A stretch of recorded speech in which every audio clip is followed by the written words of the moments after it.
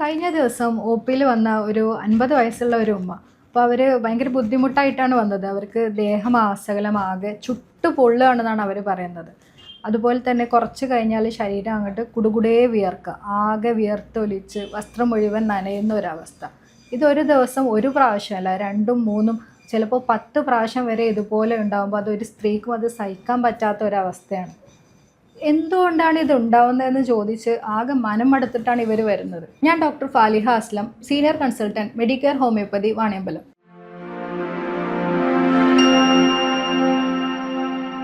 ഇന്ന് നമ്മൾ സംസാരിക്കാൻ പോകുന്നത് നമ്മളിപ്പോൾ മുമ്പ് പറഞ്ഞ ആ ഒരു സിംറ്റം ഉണ്ടല്ലോ, ഇതൊരു 45 മുതൽ 55 വയസ്സ് വരെ പ്രായമുള്ള മിക്ക സ്ത്രീകളും അവരുടെ ആർത്തവ വിരാമം അനുഭവിക്കുന്ന ഒരു പ്രധാനമായിട്ട് അനുഭവിക്കുന്ന ഒരു സിംറ്റമാണ്. അതായത് ഇങ്ങനെ ശരീരം ആകെ ചുട്ടുപൊള്ളുക. അത് വെറുതെ ഇരിക്കും അല്ലെങ്കിൽ എന്തെങ്കിലും ഒരു ജോലി ചെയ്യുമ്പോഴായിരിക്കും പെട്ടെന്ന് ആകെ ഒരു ചൂട് ഇങ്ങനെ ശരീരത്തിലൂടെ കയറുക. കുറച്ച് കഴിഞ്ഞാൽ ആകെ വിയർക്കുക, ശരീരം മൊത്തം നനയും.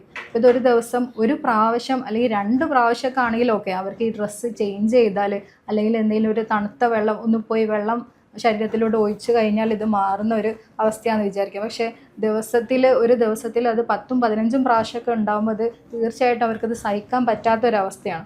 അത് എന്തുകൊണ്ടാണ് ഉണ്ടാകുന്നതെന്ന് ചോദിച്ചാൽ, ഇവരുടെ ശരീരത്തിലെ സ്ത്രീ ഹോർമോണുകളായ ഈസ്ട്രോജൻ, പ്രൊജസ്ട്രോൺ എന്നീ ഹോർമോണുകൾ സാധാരണ ഒരു സ്ത്രീയുടെ ആർത്തവം ഉണ്ടാവുന്ന സമയങ്ങളിൽ ഉണ്ടാവുന്ന ഹോർമോണുകൾ 45 വയസ്സൊക്കെ ആകുമ്പോഴേക്കും ഇതിൻ്റെ അളവ് വളരെ ഗണ്യമായിട്ട് കുറയും.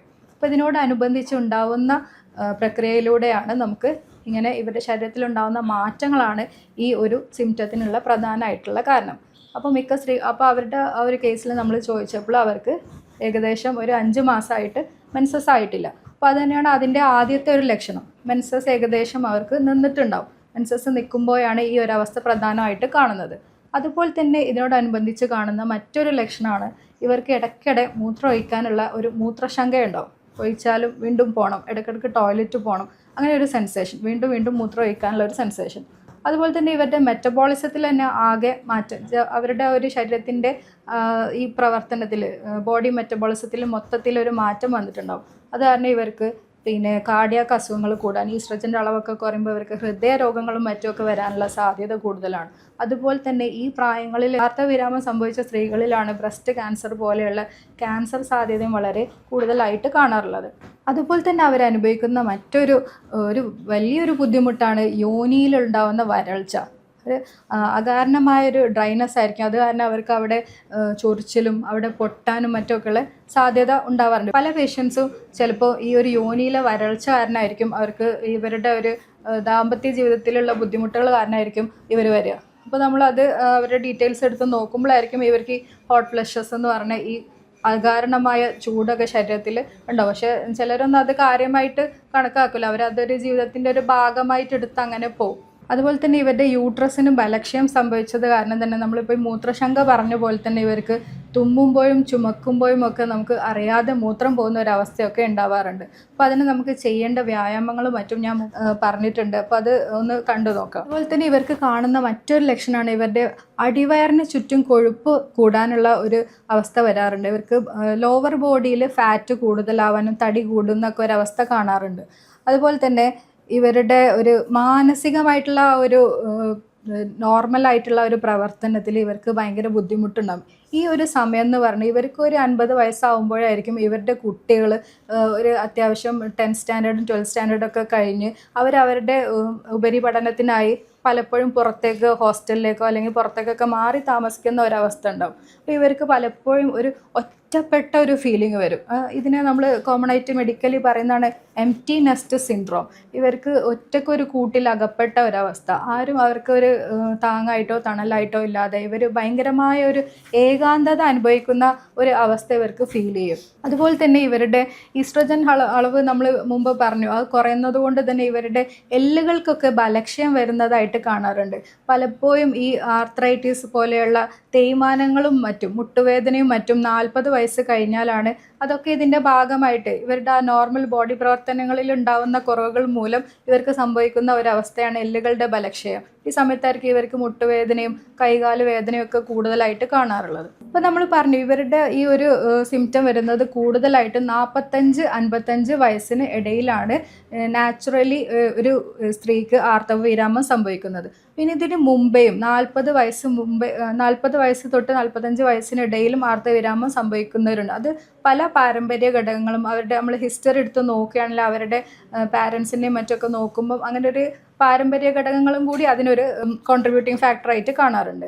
ഇനി അതുപോലെ തന്നെ ഈ 40 വയസ്സിന് മുമ്പേ മെൻസസ് നിൽക്കുന്ന ആൾക്കാരുണ്ട്. അതായത് 30-35 വയസ്സിലൊക്കെ മെൻസസ് നിൽക്കുന്ന ആൾക്കാരുണ്ട്.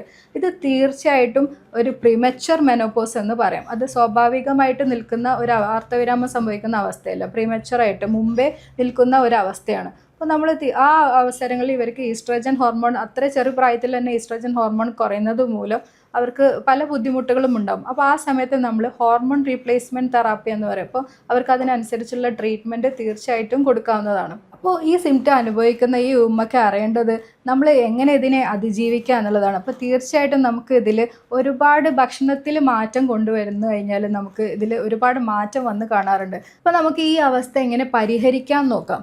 ഈസ്ട്രജൻ ഹോർമോണിൻ്റെ അളവാണല്ലോ ഇവിടെ കുറയുന്നത്. അപ്പോൾ നമുക്ക് ഇവർക്ക് ഈസ്ട്രജൻ്റെ ഒരു സപ്ലിമെൻറ്റ് കൊടുക്കണം. അത് നമുക്ക് ഭക്ഷണത്തിലൂടെ എങ്ങനെ കിട്ടുമെന്ന് നോക്കാം. അപ്പോൾ ഫൈറ്റോ ഈസ്ട്രജൻ എന്ന് പറയുന്ന ഒരുപാട് ഭക്ഷണങ്ങളിൽ ഈസ്ട്രജൻ്റെ അതേപോലെ എഫക്റ്റ് കാണിക്കുന്ന ഭക്ഷണങ്ങളുണ്ട്. അത് കൂടുതലായിട്ട് ഭക്ഷണത്തിൽ ഉൾപ്പെടുത്താം. അപ്പോൾ അതെന്തൊക്കെയാണെന്ന് നമുക്ക് നോക്കാം. നമുക്ക് സോയാബീനൊക്കെ പോലെയുള്ള സോയാ ചങ്ക്സും സോയാബീനൊക്കെ ഭക്ഷണത്തിൽ കൂടുതലായിട്ട് ഉൾപ്പെടുത്തുക.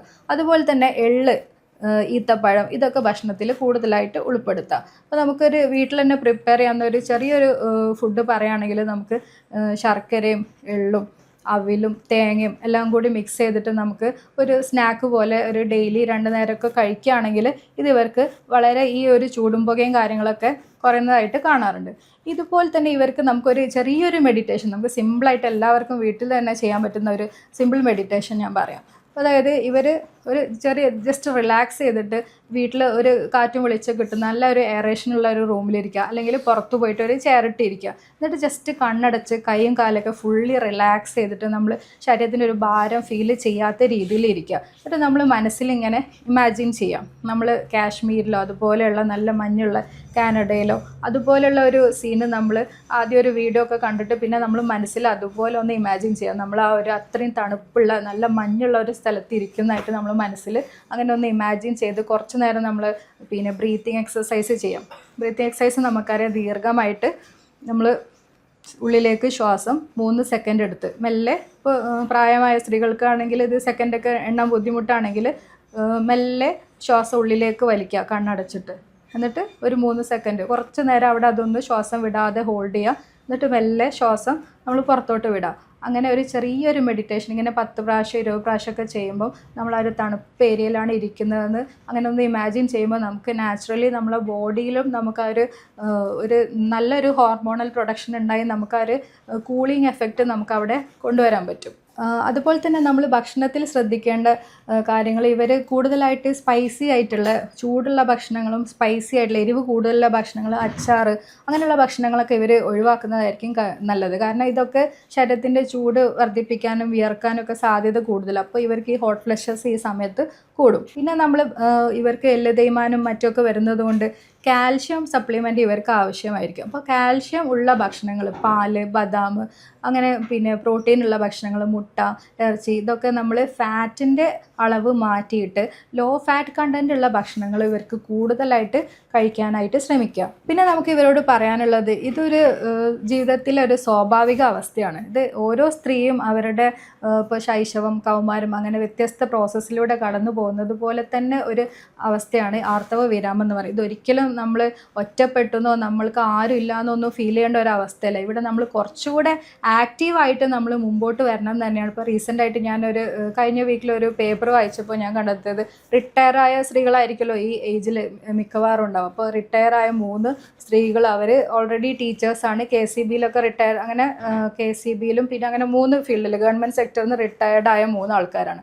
അപ്പോൾ അവരുടെ ആ ഒരു റിട്ടയർമെൻറ്റ് ലൈഫ് അല്ലെങ്കിൽ ഈ മെനോപോസൽ ഏജ് അവരെങ്ങനെയാണ് ചിലവഴിച്ചതെന്ന് കേൾക്കാൻ നമുക്ക് എല്ലാവർക്കും മാതൃകയാക്കാവുന്ന ഒരു കാര്യമാണ്. അവർ വീണ്ടും ഒരു മാസ്റ്റർ ഡിഗ്രിക്ക് വേണ്ടിയിട്ട് അവർ ജോയിൻ ചെയ്തിരിക്കുകയാണ് ഒരു കോളേജിൽ. അപ്പോൾ അങ്ങനെയുള്ള സാധ്യതകൾ ഒരുപാടുണ്ട് ഇവർക്ക്. ഒരിക്കലും ഇവരുടെ ലൈഫ് അവസാനിച്ചോ അല്ലെങ്കിൽ ഇതോടുകൂടി കഴിഞ്ഞോ എന്നൊന്നും ചിന്തിക്കേണ്ടില്ല. അവർക്ക് ഇനിയും ഒരുപാട് സാധ്യതകളുണ്ട്. പുതിയ പഠനത്തിലേക്ക്, പുതിയ കൂട്ടുകെട്ടിലേക്ക്, അങ്ങനെ ഒരു രസകരമായ ജീവിതം ഇവർ എൻജോയ് ചെയ്ത് ജീവിക്കുകയാണെങ്കിൽ നമുക്ക് ഇതുപോലെയുള്ള സിംറ്റംസിനെ തീർച്ചയായിട്ടും മറികടക്കാൻ പറ്റും. ഇതിനോടൊപ്പം തന്നെ ഇതിൽ ഹോമിയോപ്പതി മെഡിസിൻ വളരെ എഫക്റ്റീവാണ് ഈ ചൂടും പുകയും അതുപോലെ തന്നെ അകാരണമായ വിയർപ്പും ഒക്കെ കുറയാനായിട്ട്. അപ്പോൾ ഇതുമായിട്ട് സംബന്ധിച്ച് നിങ്ങൾ അനുഭവിക്കുന്ന പ്രശ്നം എന്താണെന്ന് നിങ്ങൾ കമൻറ്റ് ചെയ്യുകയാണെങ്കിൽ നമുക്ക് അതിനനുസരിച്ച് അതെങ്ങനെ മാനേജ് ചെയ്യാമെന്ന് നിങ്ങൾക്ക് പറഞ്ഞു തരാവുന്നതാണ്.